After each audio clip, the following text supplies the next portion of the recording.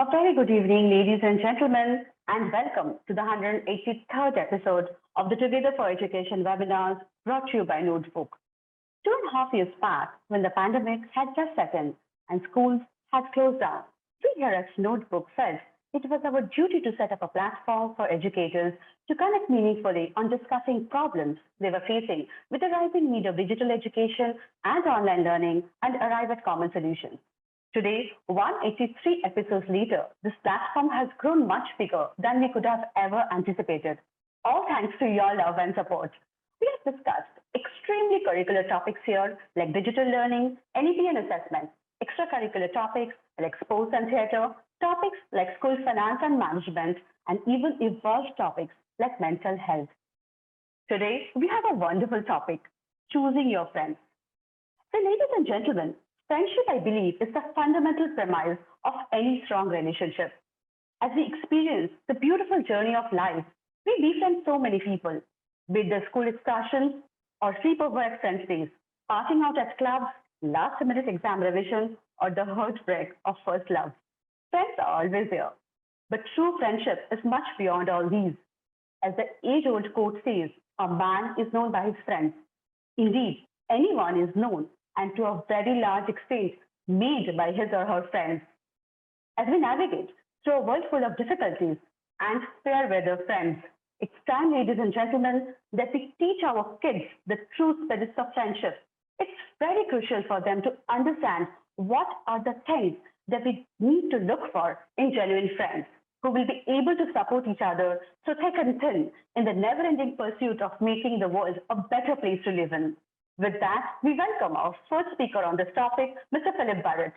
Mr. Burrett retired as the Deputy Headmaster from the illustrious Doon School in Dehradun after 44 years of serving in education across various institutions. Mr. Burrett served the Doon School as Housemaster, Head of Department, Dean of Activities, Dean of Student Welfare, Deputy Headmaster, Second Master, and Acting Headmaster. With great distinction, he also carried out a visioning exercise for the Doon School in the year 2011 through an in-depth study of a number of British public schools and various schools in the US. Mr. Burrett qualified as a leadership trainer at Wellington College, UK in the year 2000. He is also an athlete, an adventurer, and a naturalist. And we here at Notebook are truly privileged to have Mr. Burrett as our senior advisor. Sir, a very good evening. Thank you so much for being here today, and over to you. Thank you very much, Tagore, and a very good evening to everyone at the Notebook office in Kolkata, as well as our esteemed panelists and the guests who have tuned in. I always say that friends should be like good books, few but well chosen. I think that we are a gregarious species, and we've been designed to live in small family and small tribal groups. This is where I think the happiest and the healthiest social life occurs when we live in smaller groups with friends supporting us when we need their help, advice, and time. Medical and psychological research has shown repeatedly that loneliness and depression are results from living a life of isolation and cause a lot of physical and even psychosomatic illnesses. Making and keeping friends is a skill that children must be encouraged to develop by caretakers, by parents, by teachers. Often single children of asocial families have trouble making friends and adjusting to the give and the take and the ups and the downs of social interaction. Often school starts very early, before the age of 5. And this is not just for academic work, but the emphasis is more on play, making friends, learning to share, talk, communicate, socialize, celebrating others' birthdays, packing gifts, saying things like please and thank you. This is all that the early years in school need to be about. Learning to be considerate, to show empathy, to feel sad at appropriate moments, to feel happy at appropriate moments. There are instances when children who have many siblings at home may not feel the need to make friends outside the family. And it is shown, research has shown that when these children grow up and the family breaks up and goes their own way, they find it very difficult to make friends. They are bereft of friends to interact with because they never really learned the skill of connecting with people outside the family. Often children who cannot adjust with peers in school and who are aggressive or fight or destructive are sent off to the therapist or the counselor. These children are ostracized or suspended, and they have academic issues. They have issues of well-being. And more often than not, when investigations are done on these children, there is some deep-seated trauma or family issues. A lot of aggressive behavior is the result of having no really true good friends. Similarly, in schools, children who have mild Asperger's, the Asperger syndrome, may be noticed that they keep to themselves. And it's up to us teachers and counselors to help these children in any way possible. So while we need to encourage our children to have a healthy social and community life, by role modeling our own healthy social interactions, should we decide who their friends are? This is the big question. People ask me, should I interfere with who my kids make friends with? And I always say that there are always red, orange, and green signals with parents and children. There are some red signs which are non-negotiable. When it comes to substance abuse or alcohol or driving late at night with friends, it's all no.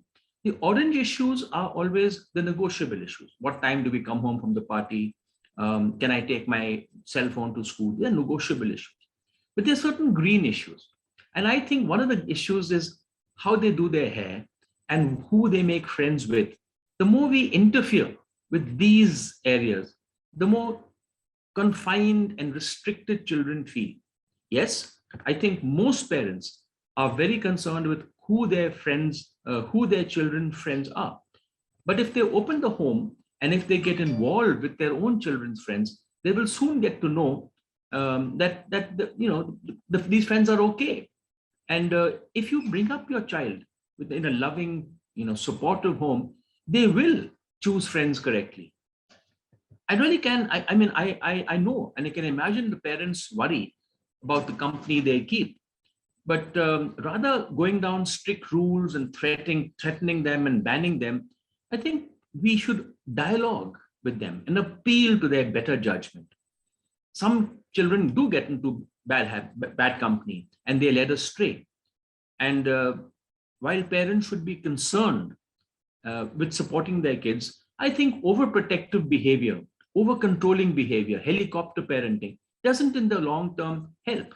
Because at some stage, these children are going to be away from the families in a hostel or in college. And then what happens? Yes, it is said that a man is judged by the company he keeps.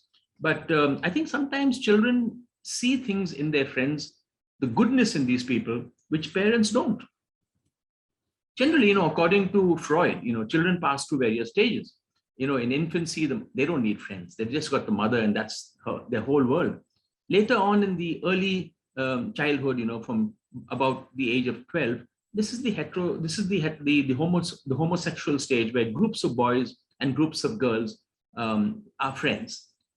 This is the stage where girls don't like boys and vice versa. Later childhood, from about 12 to about 18, this is the stage where they first start to contact the opposite sex in groups, large groups of boys moving out with large groups of girls. Later on, the later teens and to early adulthood, you will find that the groups become smaller. We'll have 2 boys and 2 girls going out. And finally, that leads to a relationship or marriage.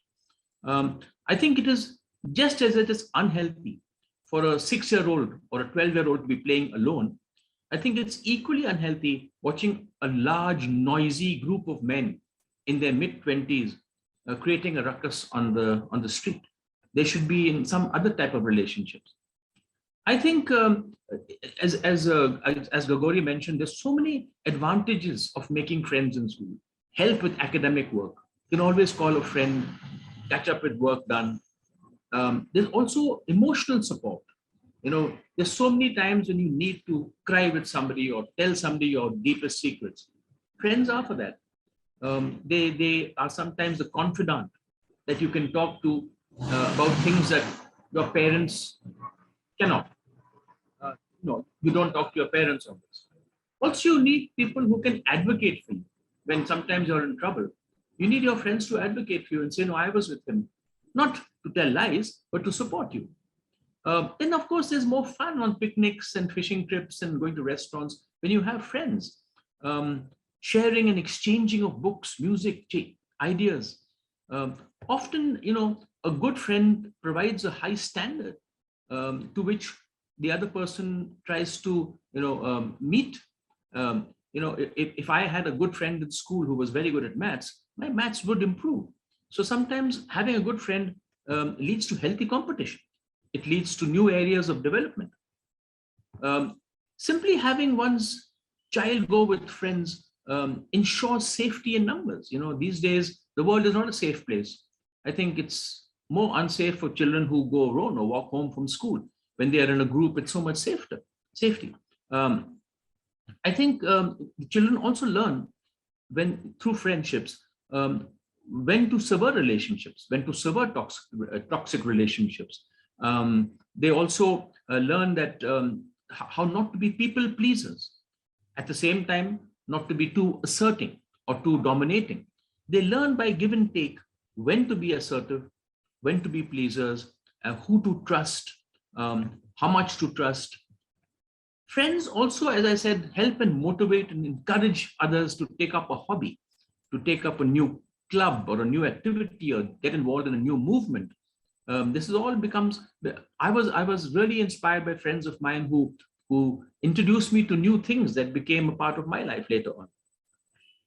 And I think that since most children are going to be working in teams as they grow up and take a job, I think learning to work as a team should be encouraged in school, because a lot of employers will find out, how do you work as a team? Have you played in a team? If you haven't played in a team, how can you work as a team? And I think also by making friends of all different colors, cultures, religions, backgrounds, I think this is a wonderful way by which children learn to accept people as they are. The bias that some parents or some elders teach children, keep away from this fellow, keep away from that community or this religion or that color. This doesn't work with children. Children are not biased. The bias it comes from the adults. Children make friends no matter what your color, race, or creed. And I think this whole secular attitude, which the world, I think, needs today, comes from making and allowing children to make the friends that they want. And what can we do to help them make friends? We must be role models to them. They see how we make friends and keep friends. They need us to encourage the socialization process. They need us to help them to join clubs, to join various other platforms where they can make friends. We need to have their friends over and be open to their friends and include their friends as a part of our family. And the PTMs in school are a good way to connect with other children's parents, and become friends with their parents. We also need to know when children have lost a friend, or they are sulking, or they move to their rooms, they don't keep eye contact, or they spend a lot of time alone. We need to be aware of this. We need to ask them what happened. We also need to keep away and let children handle their petty conflicts. Sometimes too much interference is detrimental. Children will fall out of friends. They will be sad when friends leave them. But I think this is all a part of learning and keeping friends. We also need to know very carefully what type of people our children are making friends with. There is a time when we have to step in and protect them from toxic relationships. And of course, all children are so different. My own son was a loner, kept to himself, played solo sports, has a few good friends of similar interests. These are sort of functional friends that he had. My daughter, on the other hand, was absolutely different. She was gregarious. She played team sports. She had a lot of friends. And during their time of turmoil and their troubled times, I think my daughter had much more support from her friends than my son had. And even today, my daughter has her school friends to support her, while my son has his family. He's a family-oriented person. Of course, friends are of different, they come from different walks of life. They're functional friends, friends who you make around a certain activity. If you're a golfer, you play, walk a dog, or you have your tennis activity. Your friends are people who play tennis with you or have dogs. Then you have deeper confidants, friends who you can really share deep stuff with. Then there are family friends like cousins and younger uncles and aunts. Then there are friends we make at work. Once we start working, we have work friends. And then there are friends that we make, that are introduced to us from other friends. And of course, we also must be open to the chance friendships.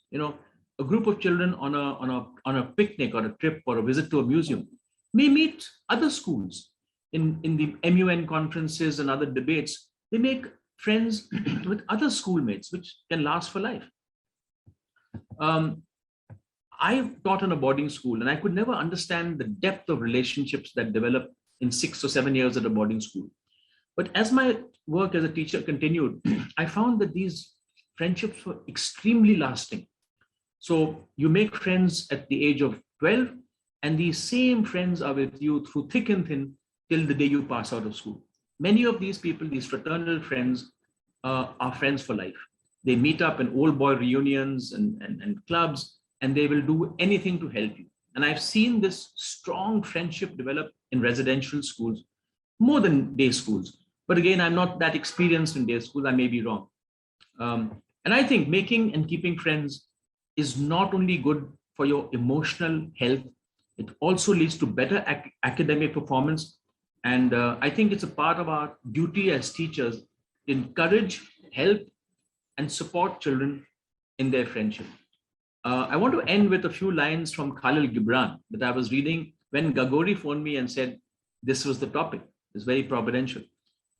And a youth said, speak to us of friendship. And he answered saying, your friend is your needs answered. He is your friend, which you sow with love and reap with thanksgiving. And he is your board and your fireside. For you to come to him with your hunger and you to seek him for peace. Khalil Gibran. Thank you so much for listening to me. And I look forward to listening to Achin as always and to our esteemed panelists. Thank you very much. And over to you, Gagori. Thank you. Thank you so much, sir, for those wonderful deliberations. Truly amazing. Well, ladies and gentlemen, our next speaker on this topic is Mr. Achin Bhattacharyya. Achin is the founder and CEO at Notebook, a chartered accountant by training. Achin was a director at Deloitte prior to starting Notebook. He has worked in India and abroad in various senior capacities in GE, PwC, KPMG, and Deloitte. Achin is a member of the Institute of Chartered Accountants of England and Wales, a fellow of the ICAI, a member of CPA Australia and CPA Ireland, and a member of CIMA UK.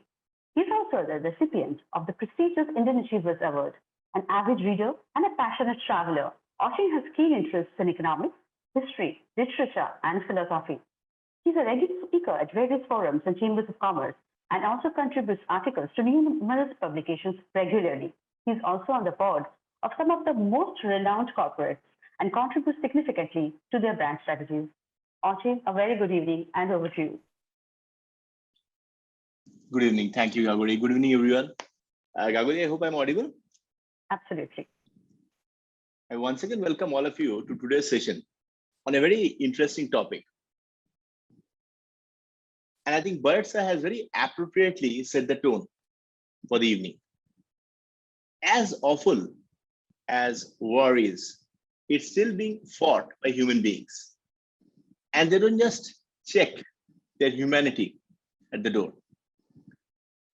Now, sometimes, right in the heat of battle, sympathy and simple human kindness breaks through.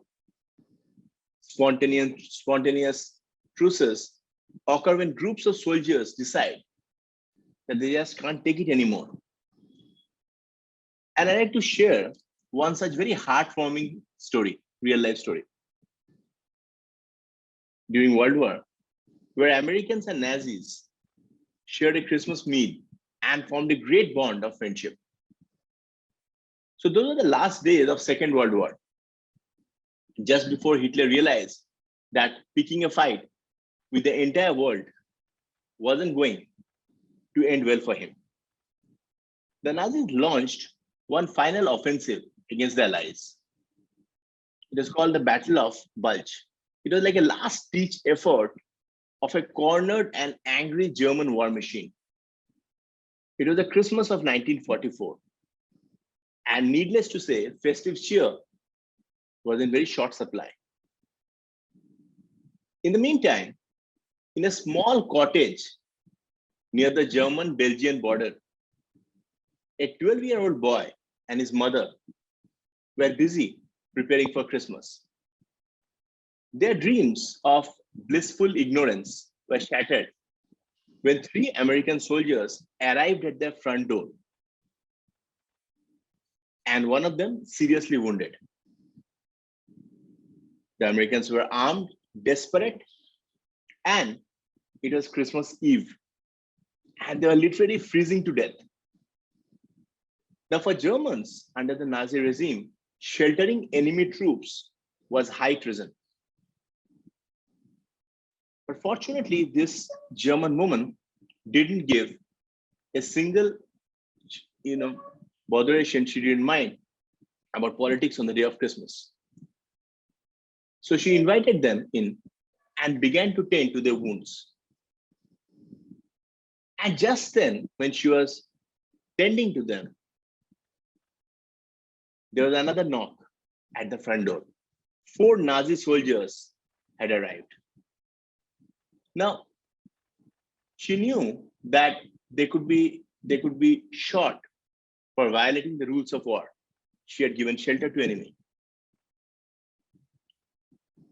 But she still took a gamble and sternly told the lost and hungry Germans that there would be no killing that night. The boy and his mother had a Christmas chicken ready. So they went ahead and prepared the feast with their unexpected guests. Now, proving that Hollywood has no monopoly on Christmas, the American soldiers and the German soldiers all turned their weapons over to the women and feasted together as friends. Unimaginable, right? And then in the morning, when the wounded Americans had semi-recovered, they were well fed, they got good rest, they were taken care of, the German soldiers directed them back to their lines. They told them how to avoid all the areas that the Nazis had recaptured. The story spread after the boy, a young boy who was 12 at that time, Fritz Winken, grew up and told the story to Reader's Digest. It became so famous, even President Ronald Reagan mentioned it in a speech when he visited Germany. In 1995, Fritz found one of the soldiers who had separately been telling the story everyone he met for years. So on that night, American and Nazi soldiers really did sit down in the middle of the war and have a quiet Christmas dinner as friends. There's a very famous quote by Ralph Waldo Emerson, who says, "The only way to have a friend is to be one." So in that spirit, another, I think, very interesting incident, again from World War I, where Australians made friends with the troops. So it was the heat of World War I, and the British decided that they needed to invade Turkey. It was a very risky decision, considering that doing so would result in a bloodbath, something unimaginable. So rather than suffering senseless death of thousands of British soldiers, they decided on a different tactic. They sent in the Australians. Britishers took a backseat and they asked the Australians to move ahead. And the Australian and New Zealand Army Corps were shipped out to Turkey to seize the peninsula, a task which basically relied on their ability to sprint across the beach and absorb bullets. The whole objective was to put up a very valiant front. And it was a very tough task. But the Australians, who were more than used to living in tough conditions and very much acquainted with beach, held their own, and held their own with all their might. although they were unable to drive back the far superior number of the enemy, they indeed put up a very valiant fight and they did hold fort. But then a remarkable thing happened, something which is unimaginable. With the blazing heat of Turkish beach working on and thousands of fallen soldiers, both sides, the Australians and the Turks, simultaneously came to the conclusion that it was going nowhere. People were dying all around. And at the very least, they decided that someone should give all these dead people a respectful burial. So on May 24, 1915, a day-long ceasefire was declared. It was arranged between the troops. And the Allied and the Turkish troops, they came out of their barracks, of their trenches, and buried the dead together. Hard, sweaty work. And in between, the soldiers struck remarkable friendship, exchanging greetings, cigarettes, and even swapping badges like players in a soccer game. Thousands of civilians, Turkish civilians, came out to watch this spectacle from the surrounding hills. For the first time in recent memory, it was nowhere visible that World War was going on. And when the sun was just about to set that time, the Turks approached an Australian commander, Captain Herbert, and asked him for orders. He then retired both the troops, made them stand in a line and shake hands. And again, he taunted them by saying that they would shoot him the next day, to which they replied, "God forbid, we would never shoot you." So that's the spirit of friendship in the middle of war. Now, coming to today's topic about teaching kids lessons for being good friends. I think we all agree that when we discuss about something like friendship, it can be developed in neighborhoods, in school, of course, nowadays, online, and even within families. But this is not a skill that kids should just pick up on their own by hanging around with other children. I think it also takes a lot of effort to mentor them in the right direction. Effort on the part of educators, on the part of parents, of course, elder siblings, family members, and there's a lot to it. I think few simple aspects, like for instance, when we teach kids about friendship, teach children about friendship, first and foremost, explaining to them what clearly means about being good friends.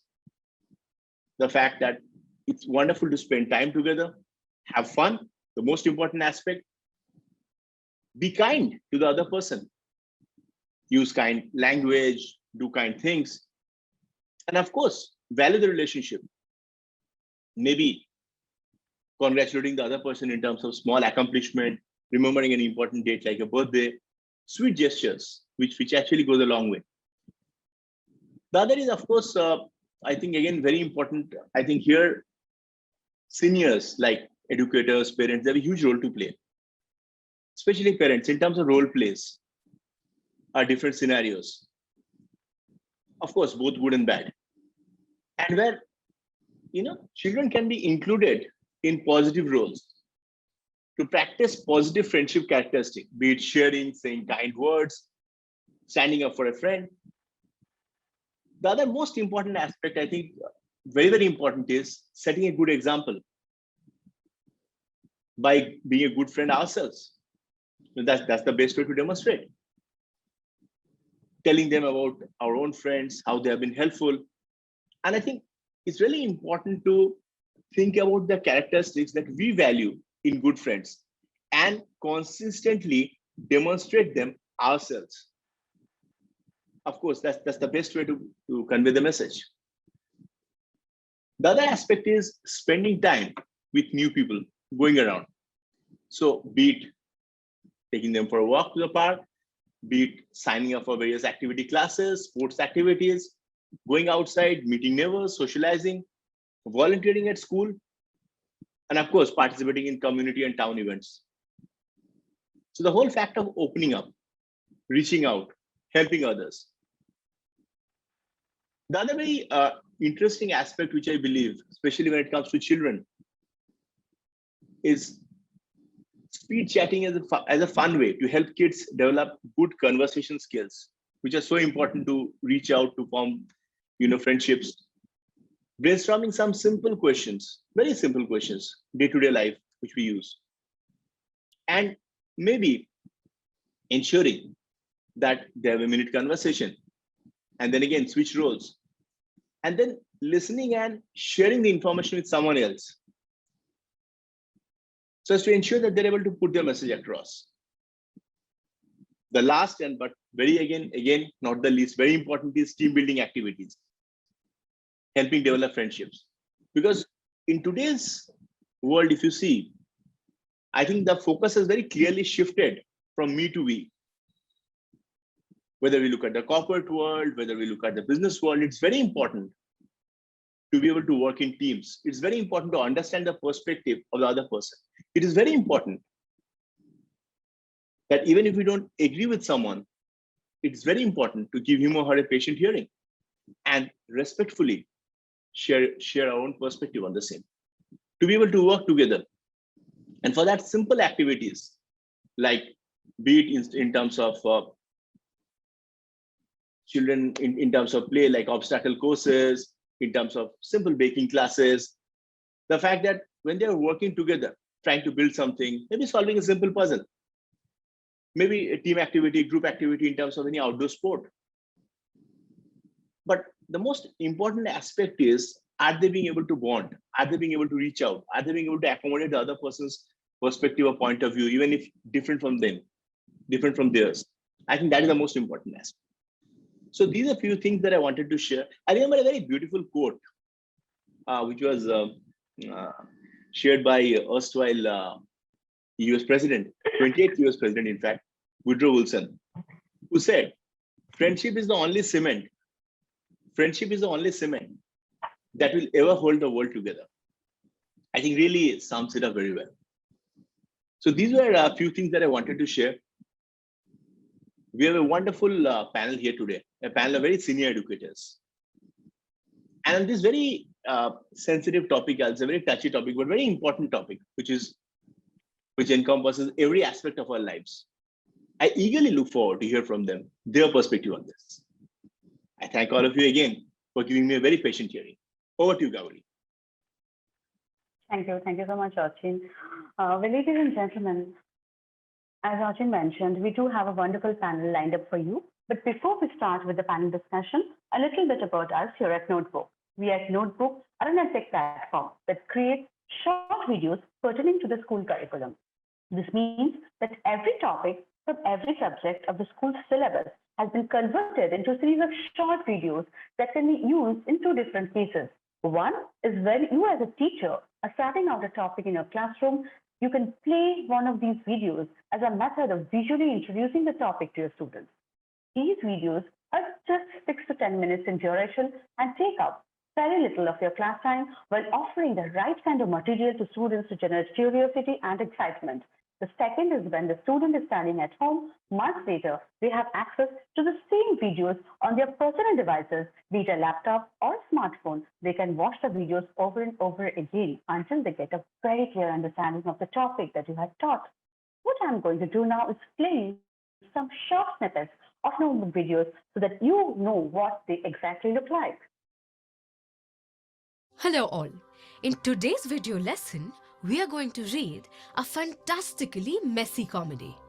Have you ever met anyone who creates a clutter every step he or she takes? Charlie described how he had stumbled upon the third level of the Grand Central Station on one night, the previous summer, while he had been returning from his office late at night. Different animals have different organs for movement. We walk and move using our limbs. डकैत पहले आदमी को मार देते हैं, फिर उसकी तलाशी लेते हैं। लेखक और सुमति भिखमंगों के वेश में यात्रा कर रहे थे, अतः वे जहाँ भी डाकुओं वाली स्थिति देखते, अपनी टोपी उतारकर भीख मांगने लगते। Ladies and gentlemen, those were some short snippets from notebook videos as you just now saw. We have today connected with about 3,500 schools and have had more than 44 lakh students benefit from our videos. If you head over to our website, www.notebook.school, or use our mobile apps for Android and iOS, you would find more than 10,000 such videos at your disposal. With that, it is now time to introduce a wonderful panelists we have with us here today. We have with us Mrs. Suman Sood, Director of BT Memorial School, Kolkata.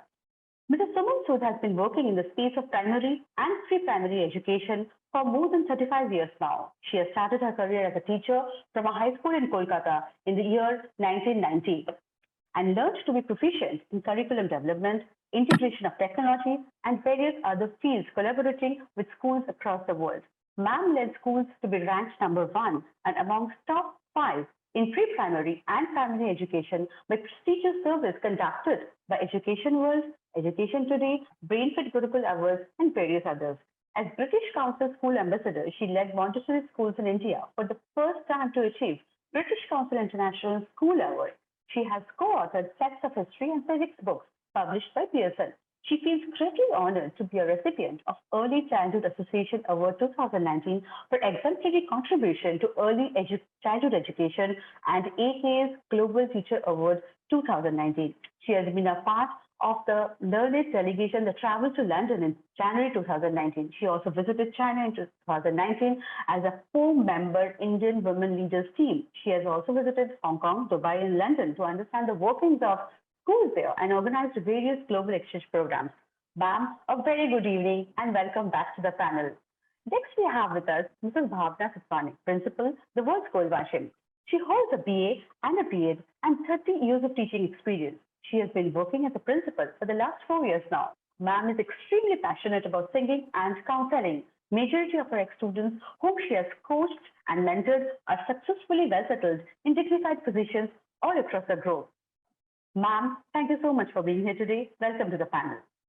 We also have with us today Mrs. Sushmita Nandi, Principal, Tagore School of Studies, Bhattacharyya, Assam. Ma'am holds an MSc in Anthropology and a BS, and she has been working as a principal for the last 21 years now. She preaches positivity and is extremely fond of kids. Ma'am, a very good evening and welcome to the panel. I shall switch on my camera now and request the panelists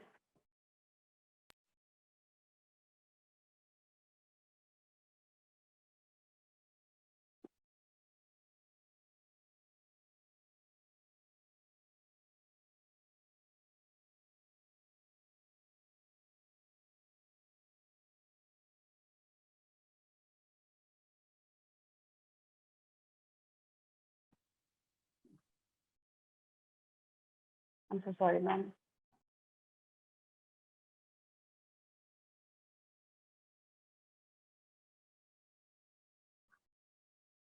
If I can ask the panelists to unmute themselves, please, and switch on their cameras, please.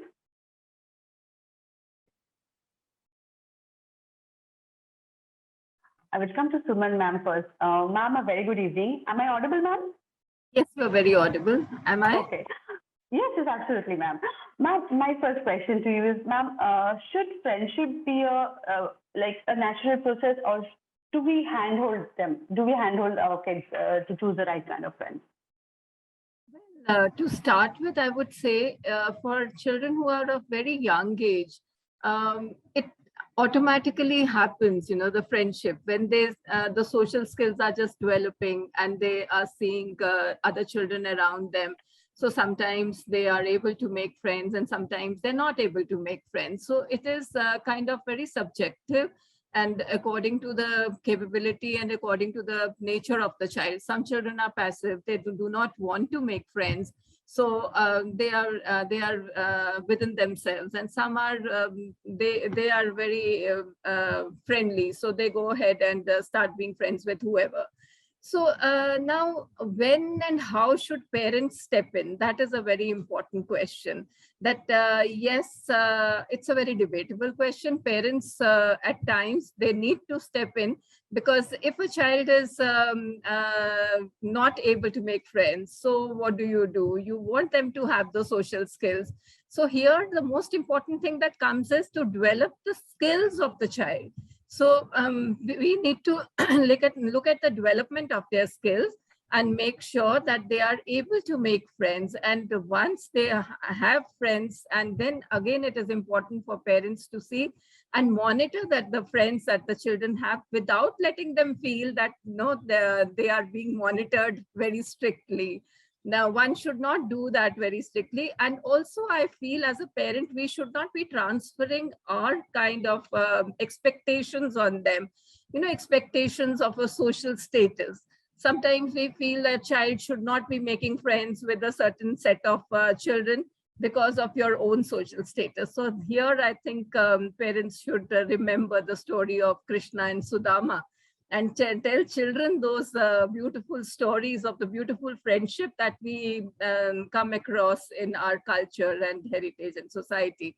So those kind of things are important. And also parents should see that as the children are growing up, in case they find that, one has to be very careful also, because you never know when children might start getting the peer influence, when they start getting into bad habits.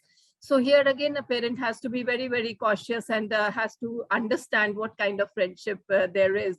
Then sometimes you have children coming back home and they are very upset. They are angry about something. Maybe they fought with their friend. So again, the role of the parent comes in. The parent should sit down and listen properly to the child without being biased. I think Mr. Philip Burrett said that, that one should not be biased, which I quite agree with that. So then try and listen, bring out the emotions of the child. Very important for us to understand their emotions, and then help them in whichever way we can. And again, we need to teach children to stand up for themselves. It's not okay to say that, all right, the child has been, your friend has been mean to you, or another child has been mean to you, so you just pretend that nothing has happened, walk away and ignore. I don't think that is right. While we need to make them stand up for themselves, and maybe just by saying, here I would like to again, quote this author who said that one should not be using the term bully, bullying, because it is a buzzword, and we are talking about bullying and sometimes we are just labeling a child without reason also. So that is also wrong. So instead of that, we can just teach the children that, okay, that child was mean on purpose. So I really like that term, mean on purpose. So let children understand that how it is to be mean on purpose, and the child can just stand up and say, that's very mean of you to behave like this, and walk away. So at least he has been able to express himself.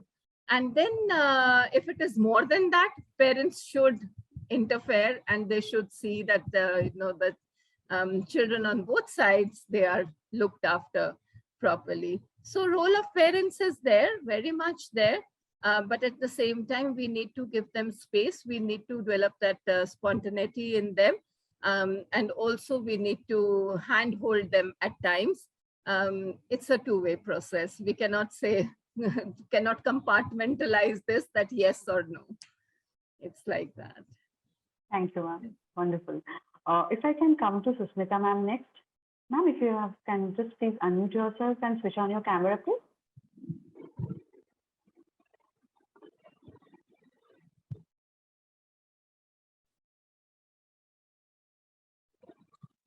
I'm visible and ma'am, you're not audible. visible. Yes. Now it's perfectly fine.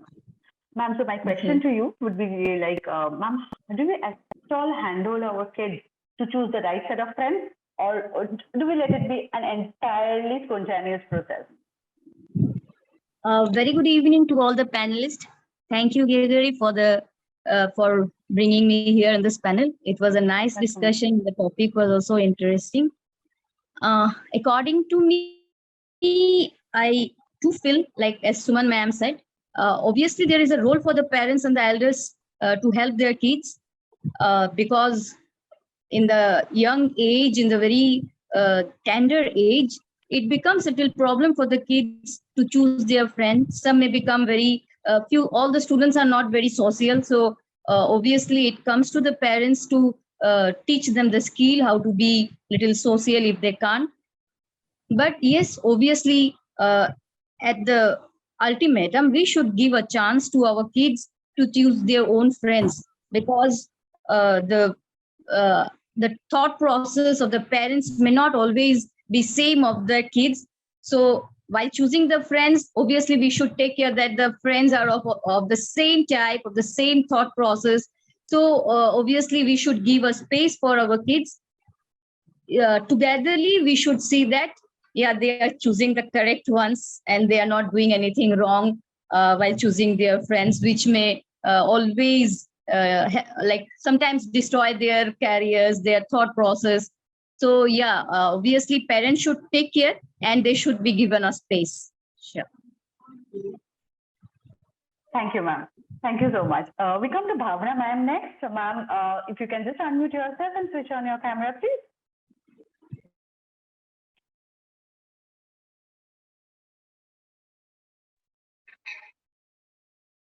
Hello, ma'am. Good evening, ma'am. Good Ma'am, my evening. Good question- evening. Good evening, Yes. ma'am. Good My evening, question ma'am. to you is, Yeah, ma'am. yes, ma'am. I wanted to ask you the hand-holding process. Ma'am, do we handhold our students, our kids through the choosing the right set of friends for themselves, or Yes. do we like let them to be choose their own set of friends and let them entirely be on their own in this entire journey of friendship? First of all, thanks to Notebook and my very heartful wishes to all my dear panelists. I'm really happy. This is a very great evening for me to have this is such a wonderful company and the beautiful subject. Ma'am, actually, first of all, I want to just say that friendship is the connection from heart to heart. When we get connected, we get inside alarm. Friendship, we cannot bother any person, not kid nor elder person. We cannot bother that he has or one has to be a friend of others. It's just a spontaneous process. When any kid is meeting with any child or any his friends or unknown person, it doesn't mean that he or they both become friend. But I think that parents should not pressurize them. They should not interfere.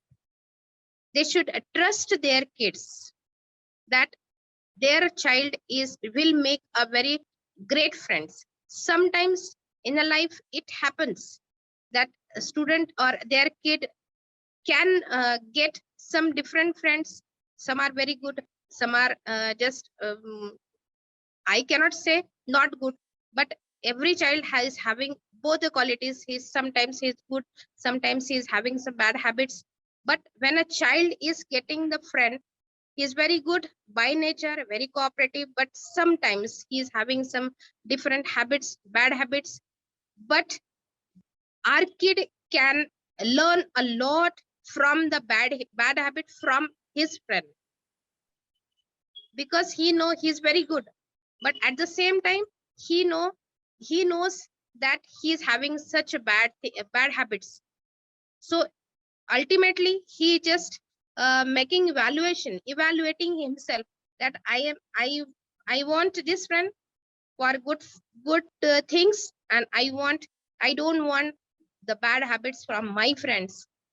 So I think kid is very brilliant and we should trust our kid. We should give him the particular sufficient place. We should watch them.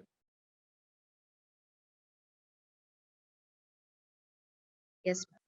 All right, ma'am. So we need to happen that spontaneously only when it is an emergency, only when it's a red flag, then only we need to step in. Okay. So I'll come to Suman, ma'am, once again. Ma'am, my question would be like, you have already deliberated on the role of parents. So what would be the role of teachers and the school in the process? How do you let this happen? This is a wonderful question because teachers, I think they play a very important role in a child's life, and children, they emulate and they listen to teachers. They consider them like gods. So if it comes from the teacher or from the school, like how to develop good friendships, and also when teachers they are witness to what is happening in the classrooms amongst children. So here there is one incident which is coming to my mind, which happened in one of the schools. So there were two friends who were very friendly, but due to some reason they fell apart. And now one of them started blaming the other, undue blame. Without any reason, the blame started and the blame game started. And it so happened that it reached the parents, and the parents became anti each other. So, then ultimately it was the teacher who sorted it out. So she called both sets of the parents with her patience, and then she found out the reason, and she found out that the child was blaming without any reason. And she could bring back that beautiful element of friendship amongst those children. So I think these kind of things teachers should be aware of. They should keep their eyes open, and they should also see that how they can help children to form good friendships. And as I said, development of skills is very important. So if a teacher finds that a particular child is not being friendly or is within himself, does not reach out to others, so it becomes an obvious duty and job of the teacher to ensure that the child gets involved with the other children, and he or she is able to bring in that element of friendship into the classroom. So there are various examples, so I would not be dwelling upon them all. But my answer would be that, yes, the role is very significant, and through stories, through proper observation, and through skill development, teachers can play a very important role. Thank you. So through all the process that is being followed in school. Ma'am, my last question to you would be like, how do we choose? Like, what are the qualities you think should be, prevalent in any friendship, any kind of friends we are choosing for ourselves? See, there are various ways one chooses friends. I would say that especially if a friend is bringing down your self-esteem, then that person is not your friend. Forget about that person. And if someone is there by your side, you may not be meeting that person for ages, but when you meet, you start off from where you have left. So that is the kind of friendship one should look at.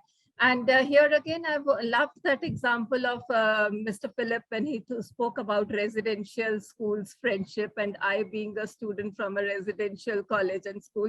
So I understand the importance. I have friends that we go long way back. We meet at reunions, and whenever we meet, it is like we've never had a gap. It is like that. But being in the same city also, it has been the 3 or 4, or sometimes even more months that we don't meet physically, but the friendship is long lasting. So those kind of things one needs to, and as I think Bhavna ma'am said, that friendship, that alarm rings, that this could be your friend. And then I feel sometimes, nature only plays a very vast role. You meet friends because for a certain purpose. And when that purpose gets fulfilled, these are soul connections, I feel. You kind of move on and you get another soul who gets connected to you. So talking about this, I'm actually feeling very emotional because today I lost a friend with whom I had a soul connection. So in the morning, we lost her to cancer.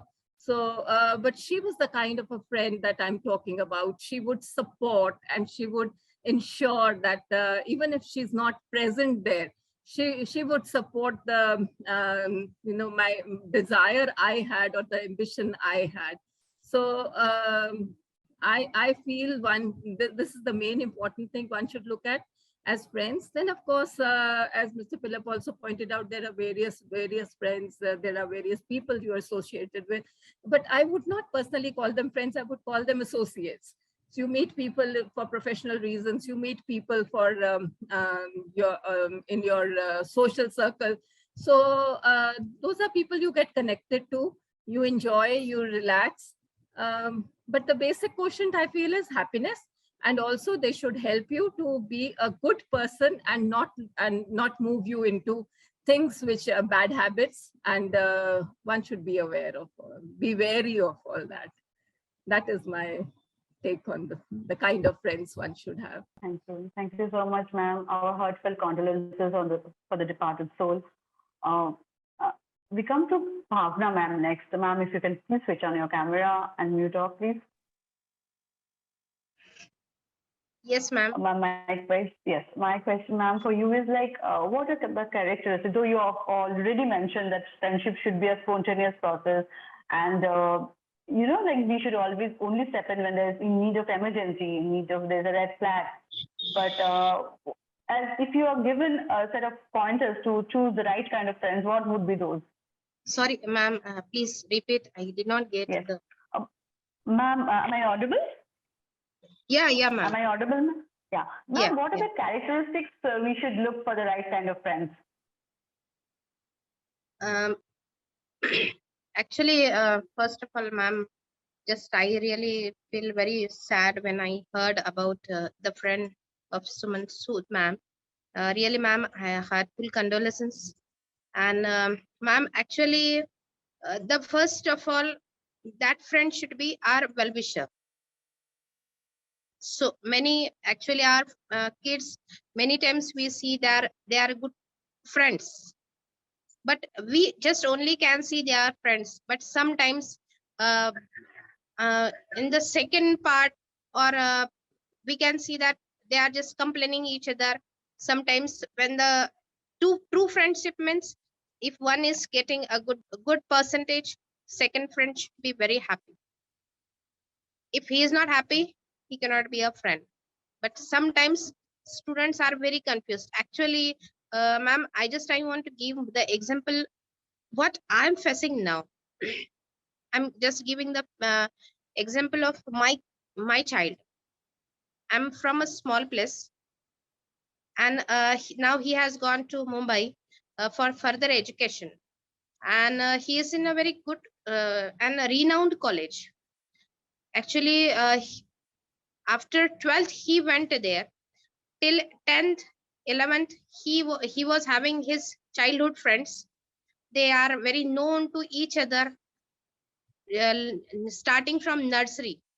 They are very well known. They had a lot of fun, enjoyed everything. Now he has gone to Mumbai. The friends or the students, they are there from different places. Now he is having a lot of problem there. Daily he just complains me that mama, these people now, they are not very connected with each other. They are very good, they are talking every day, we talk, but we are not having that connection. So I'm not getting my friends. What should I do? The really connection is missing. Yeah, that only I said no, because I'm facing this problem. Actually, I'm far away from him, and he is in Mumbai. He is alone there. Except counseling, I'm helpless, because I don't know who are there, who are his friends. I cannot meet them. I cannot counsel his friends also. I cannot do the role as a medium, or as a media, or as a mediator. If he was in my school, I could do something. When we know as a teacher that two friends, they're having some problems, or so we can do as a teacher, we can do a lot. We can observe, we can again bring them together. But now as a mother, I'm doing the one side process. I'm just counseling my child. But you just do one thing. You have WhatsApp groups, you write something beautifully, write down some emotional messages, that we have already finished up 1 year, second year is going on, third year is left, we will do something, we will enjoy, we have 1 year only. So just something like familiar message, so that whole the atmosphere of your class should be changed, and you will get many friends from many places, different places. Actually, he is also suffering, so obviously we are also suffering, because he is not happy there. So really, it is my privilege that I got the chance here to hear all the great personalities. Okay, so ma'am, you mean to say that where is the heart connection? We need not think much and we can get into the friendship. Yes, ma'am. Sure. If we get the heart connection, and afterwards, if see, I have explained the person. Any person is not completely good and completely bad. Correct. Absolutely. He will get the chance. Rather, his friends will turn him in good ways. They will his friends will help him if he is going in a bad way. All right, ma'am. Thank you so much. I'll next come to Sushmita, ma'am. Ma'am, if you can please unmute yourself and switch on your camera. Yeah, please. yeah. So, ma'am, my question to you is like, ma'am, we had already heard about the role of parents from Suman ma'am and Bhavna ma'am. Ma'am, my question to you is how do teachers help the students? How do teachers, principals, and the school as an entire institution help the kids to choose the right set of friends and maintain them throughout their lives? Yeah, obviously, school and teachers have a great role to do a lot for the students. Whatever is going on in the school, in the classes, like these 5-6 hours, we are quite in good touch with the students. It happens like we sometimes become more to the students, even like more than their parents. At times, it happens that kids want to be with the teachers only. They listen to the teachers.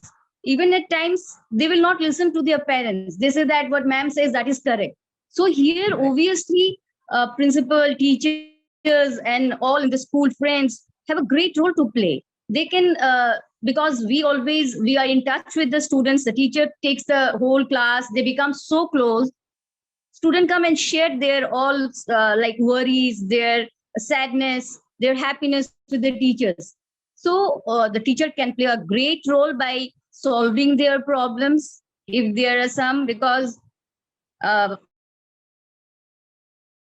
they don't share all those secret things, their friends, with their parents. They don't get that confidence, but they share that with their teachers, because the teacher knows all the students together. So whoever the friends, whoever are facing problem, teachers can identify all those. They can come very close, sit, make all the students sit together and solve the problem. So here, even if the teacher find out, like it happens in every school, like if two naughty students sit together and their naughty brains work together, so more naughty things come. So in that case, what teachers can do, they can separate those two naughty students and make them sit with some good ones, so that they can get some other things in their brain. So obviously in that way, teachers have a great role. And if the situations are getting little more problematic, when the teachers also can't handle all those things, obviously it comes to the principal. And then we can take, like generally it happens, we take help of the parents. We sit together to sort out the problems. So yes, teachers have a great role to play while it comes in terms of friendship. And like if there is any problem, it's very easy for us to sort out the problem. Even I feel sometimes it becomes more easy for the teacher than the parents when they comes to the school. For us, it becomes more easy. We get more time and more acquainted with the students, so we can do that well. Yeah, it's true. Thank you. Thank you so much. So with that, we'll close the panel discussion here. We had a wonderful discussion with all three wonderful panelists here.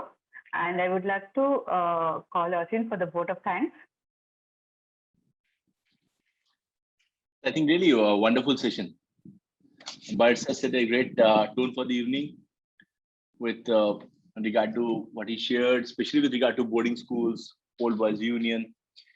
Having spent a very large part of my academic career in residential institutions, I completely understand. So where sir is coming from. So I think very true, sir. No doubt about it. We had a very wonderful discussion today, very flawless, very natural. Bhavna ma'am, thank you so much for sharing your perspective. And I completely agree with you with regard to the fact that yes, friendship is a heart-to-heart connection and very spontaneous. And also the fact that one of the prime qualities that we seek, that we aspire, and also equally important that we imbibe in ourselves, is to be a genuine well-wisher, to be happy at other person's success, genuinely happy. I think that's a great quality, no doubt, ma'am. And also best wishes from all of us for your son. I'm sure that this is just a temporary passing phase and things will again be great. Thank you so much, ma'am. Suman, ma'am, thank you so much again. I think some very important points you shared, especially the role of teachers, which we completely agree with you. The fact that I really like that the small incident that you shared where a teacher actually helped in sorting out the rift, calling out everybody, making both set of parents sit together. And that's so wonderful to hear that great friendship is again back. So I think these are, priceless contributions that educators make, undoubtedly, great contributions. Another, I think, really, I think very practical, but very heartfelt message that you shared, that great friends, there's never a gap. You instantly pick up from where you left. And we all share that. We all understand, ma'am. And also hearty condolences from me and from the entire Notebook family on losing a friend. We understand that. Sushmita, ma'am, thank you again for your thoughts.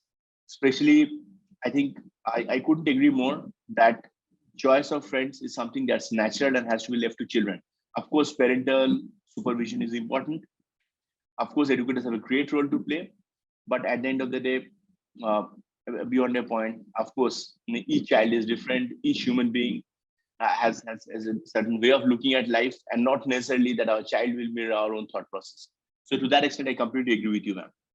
And also, I think the last bit of it that you shared, that at times when teachers are trying to sort out a rift, trying to ensure that things go smooth, seeking help from parents as well, because in fact, they also have a great responsibility and great role to play in this.